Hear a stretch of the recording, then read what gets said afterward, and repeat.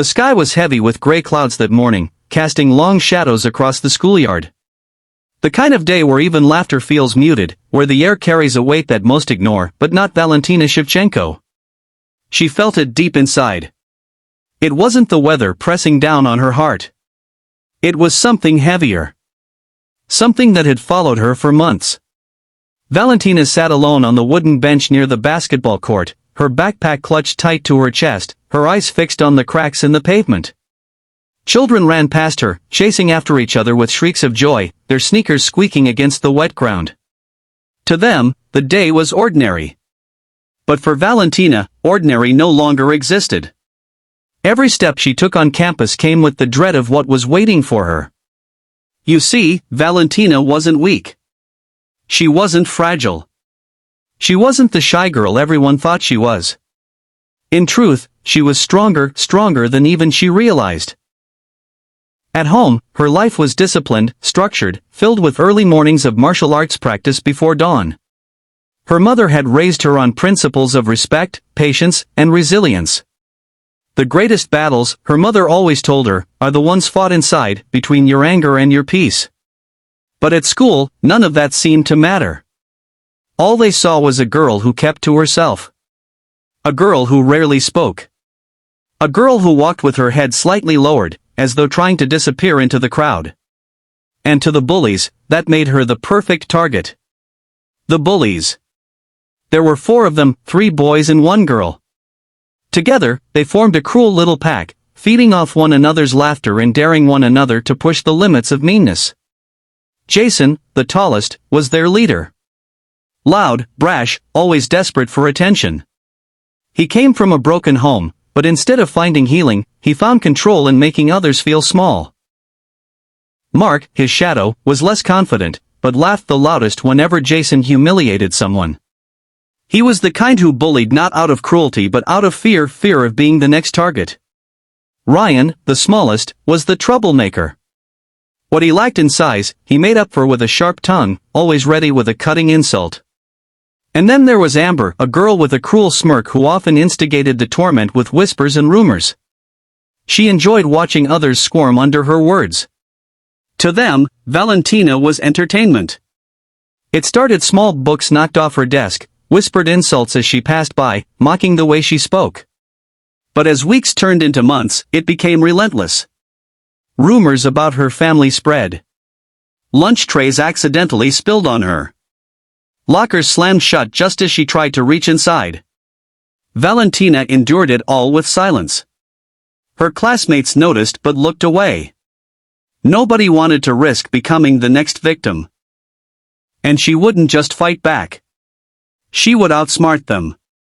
The first step of her plan was silence. For weeks, Emma pretended nothing had happened. She avoided eye contact, kept her head down, and let them believe they had one. But behind that quiet mask, she was calculating. She studied their patterns when they hung out, how they talked, what weaknesses they carried without even realizing. Jason bragged too much, always showing off. Tyler couldn't resist flirting, even when it got him into trouble. And Nick? He was careless with his phone, always leaving it unattended. Emma began gathering evidence, quietly and methodically. She borrowed her brother's old recording device and carried it in her backpack. She caught them making crude jokes in the hallway, taunting other students, and bragging about skipping assignments. She screenshotted their public social media posts where they boasted about pranks that bordered on harassment. Each detail became a puzzle piece, carefully arranged into a larger picture. Still, the journey wasn't easy. There were nights Emma cried herself to sleep, overwhelmed by fear. She questioned herself constantly, what if they find out?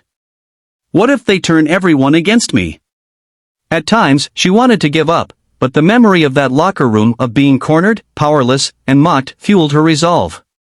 She couldn't let them win. She wouldn't. Finally, the moment came. Emma compiled all the evidence into a single file, a digital portfolio that told the truth in undeniable detail. She waited until the day of the school's big parent-teacher conference, when dozens of families would be on campus. With careful timing, she uploaded the file to the school's official shared drive and anonymously tipped off the principal and a few parents. Within hours, the school buzzed with shock. Videos of the boys harassing students played in the office. Screenshots of their behavior spread through whispers and phones. Teachers who had ignored the warnings now faced irrefutable proof. The fallout was immediate. Jason's father stormed into the office, demanding the evidence be erased, but the damage was done. Parents of other students demanded justice. Local news outlets caught wind of the scandal. The school had no choice but to take severe action. Jason, Tyler, and Nick were suspended, and after weeks of mounting pressure, their families quietly transferred them to another district. For the first time in years, Emma walked through the halls without fear. The whispers that once mocked her turned into admiration. Students who had once ignored her now looked at her with respect. Teachers began to pay more attention to bullying, instituting stricter policies and safe spaces for victims. Emma didn't boast or brag, she simply smiled, her quiet strength speaking louder than any words. But the most powerful part of Emma's story wasn't just her revenge. It was the message she carried with her: strength isn't always about fists or fights. Sometimes, the greatest power comes from patience, intelligence, and the courage to stand up for yourself in ways others don't expect. To every student watching this, let Emma's story remind you, no matter how alone you feel, you are never truly powerless. There is always a way to rise above cruelty. There is always hope.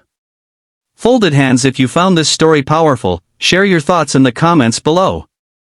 Have you ever faced a situation where you had to stand up to bullies? Your voice matters, tell us your story.